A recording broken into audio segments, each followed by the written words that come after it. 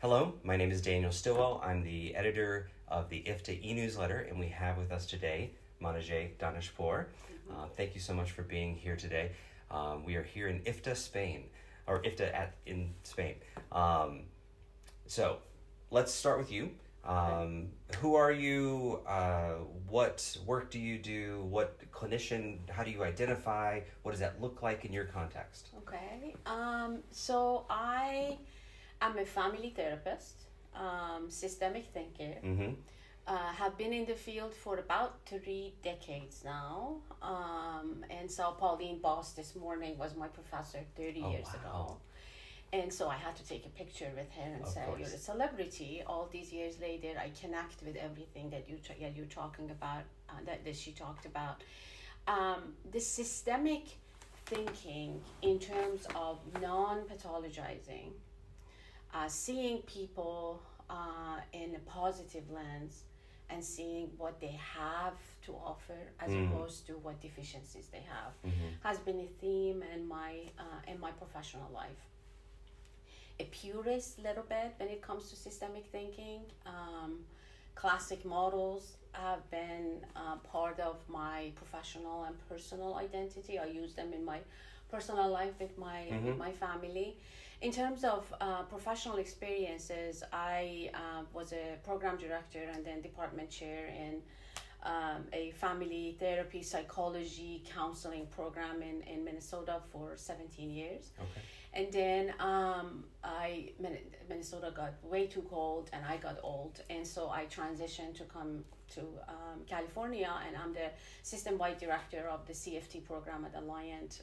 We have 30 core faculty and growing. Right. And about 700 students.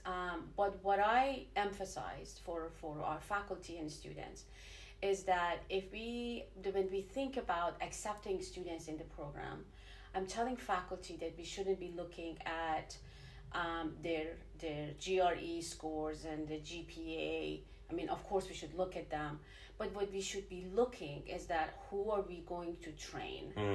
And those that come to us from disadvantaged backgrounds and have a lower GPA because of life circumstances should be considered before those 4.5 nowadays GPA, that they write the best statements of interest. They do so well with the clinical interview, but they have been prepared for it all their lives. They had opportunities, resources.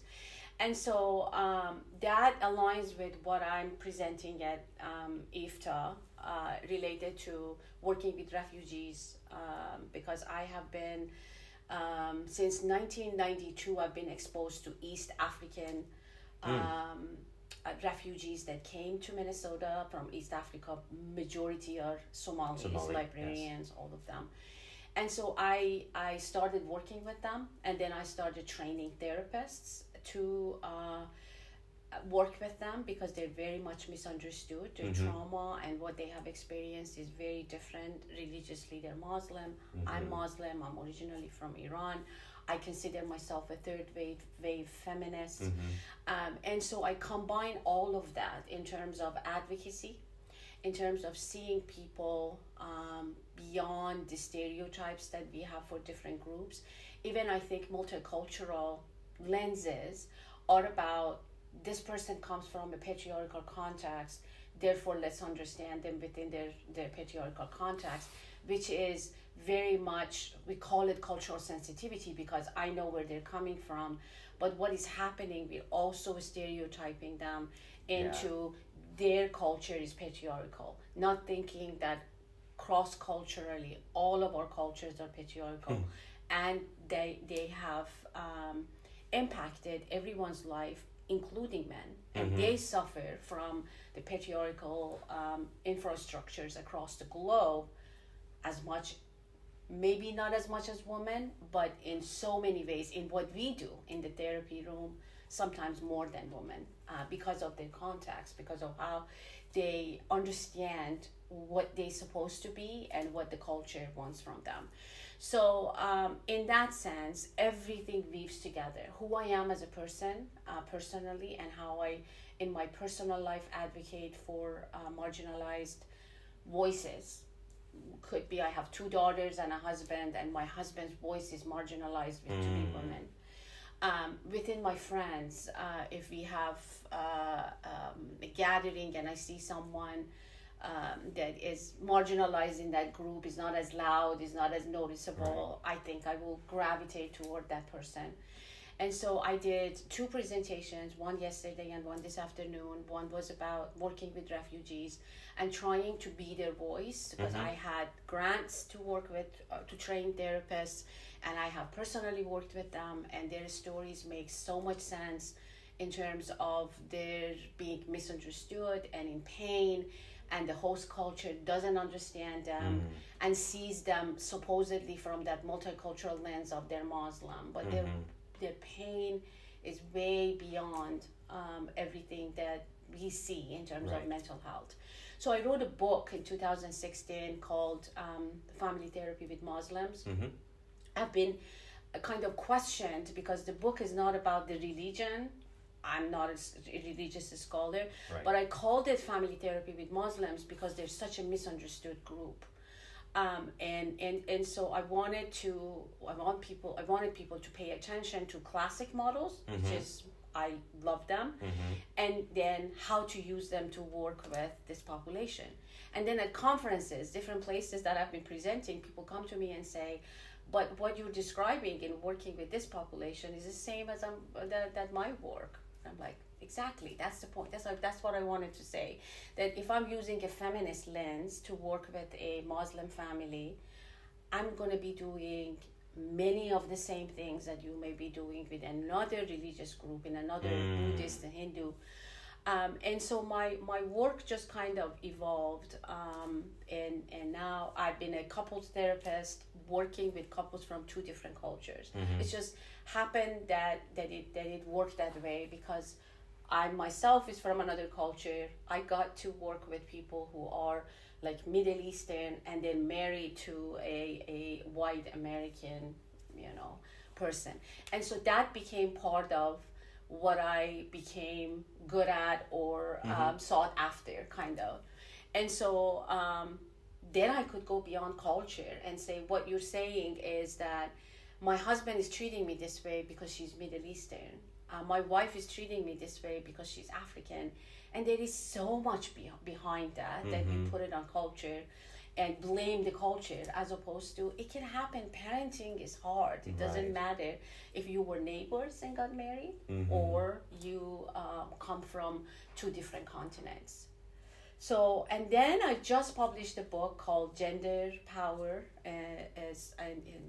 Global Social Gender Power Global Social Justice. Okay. The healing power of psychotherapy. That I think I can retire after, because I have been working on this topic and talking about gender and the value of looking at gender dynamics for many years, and finally I was able to use a historical, socio-political, cultural lens, and then add, okay, this is the information that we have, how can we make it about, how can we use it to heal people in using psychotherapy? Absolutely. I mean, one of the big themes that I'm getting is the importance of checking your own assumptions. Yes. Because you're right, a group is not a monolith. Even if it's a box. And within that group, we can find nuances. And within multiple groups, you can find similarities. And so what are some tactics or questions or lenses do you really encourage people to tease out those nuances of within versus between groups? So a contextual model that I'm presenting about this afternoon in couples relationships is a lens that I use, and it's a lens that it's not being used as much because the whole model is about justice and fairness. And when it comes to looking at people from different cultures, sometimes we are not fair to them. When we talk about these people are walking toward our borders and coming to our countries, it's not like they have nothing better to do. They're devastated, and they're coming toward us for help. And nobody wants to leave what they know, the language they can speak, the context they're familiar with. People do that either with immigration, meaning they have good resources, they want to do it better, right? And they go. I immigrated from Iran to America during the war between Iran and Iraq, and I was post high school, graduated from high school, and had resources to come to, and came here to become an electrical engineer, and ended up being a family therapist. Yeah. But the idea for immigrating is to the betterment of your life. The idea of being a refugee means that you were forced, it's you were survival. pushed out, Right. Survival. And so if we use the lens of fairness and justice in our relationship with ourselves, in our relationships with our family members, and then in our therapy room, and stay true to ourselves in terms of our values, I think we do well in all those arenas.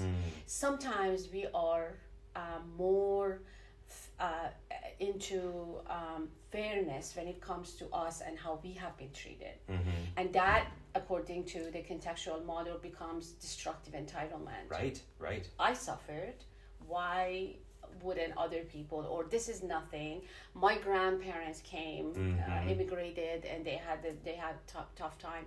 And so we stay stuck with the pain and our personal and family experiences that we have had, instead of moving forward and helping others. So I've been an advocate of social justice in terms of any relationships, not just socio-political issues. No, and I love the idea that you're reminding people that power is often maintained and worsened through the family structure. Because some people approach this from that sort of political systemic lens, which we need, and some people are very much body trauma, which we need. Yeah. And so making sure that the layers align, I think that's really, really valuable. Anything else before we wrap up? I just want to say that we have about 100 million refugees now. In 10 years, it went from 90 million to 100 million. And so we're seeing more atrocities around the globe in terms of human suffering.